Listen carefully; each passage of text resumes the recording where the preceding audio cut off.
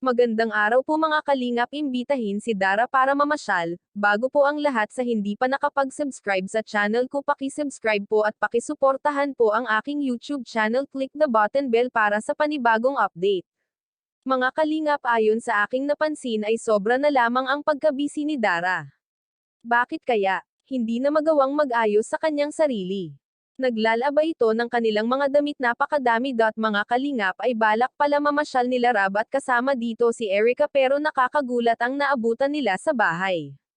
Sobrang sipag talaga mga ka-viewers ni Dara, walang man lang reklamo sa sarili.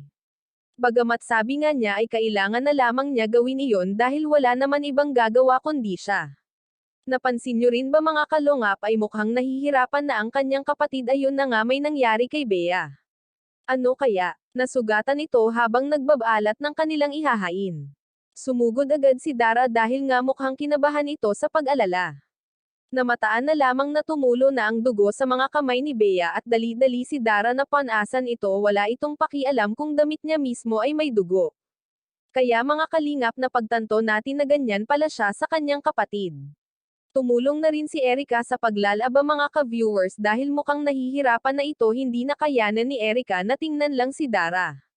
Mga kalingap, kung ating pag-uusapan, nakakapagod ang sitwasyon na iyan, pero kinakaya ni Dara, halos siya na tumayong ilaw at haligi ng kanilang tahanan. Maraming salamat po, pakisuportahan po Val Santos Matubang, ama ng Kalingap at Kalingap Rab channel, at sa aking YouTube channel. Please like, share, subscribe and comment ng inyong mga opinyon. Thank you and God bless.